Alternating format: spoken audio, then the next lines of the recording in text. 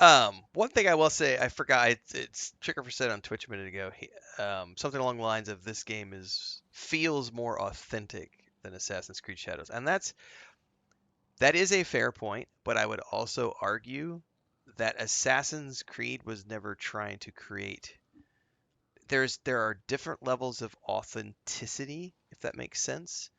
The Ghost of Tsushima game was very much about being immersed in Japanese culture. If you look at the Assassin's Creed games, they have never they have always done a good job of recreating historical environments while also maintaining the fact that they are a fictional science fiction story set within historical locations.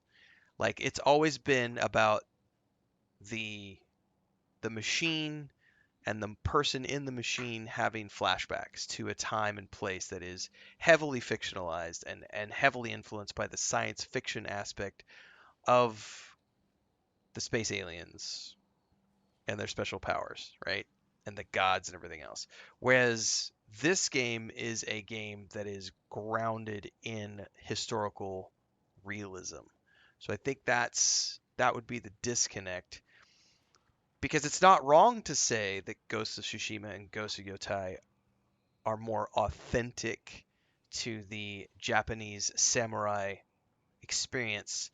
But my argument would be that, well, Assassin's Creed Shadows was never built to be a game that is being super authentic about the culture because their games have placed, like, because all you have to do is look at the fact that I can't remember what it's called now, the tourism mode that Assassin's Creed Odyssey and Valhalla offered. I can't remember what it's called. It's a special tourism mode where you can go into the game and wander around the ancient cities that have been created for the game world. Those modes of gameplay have been used in university classes around the world to show students what these cities looked like in their prime. That's how authentic the world building in the Assassin's Creed games is, that they have been used in university settings. And that is not something you can take away by saying, well, it's Ubisoft. It just makes shitty games, because that's the attitude that a lot of people have. Um, but I will 100% admit, like, as an example, Odyssey, they were playing fast and loose with the Norwegian role, the Norwegian god lore, right?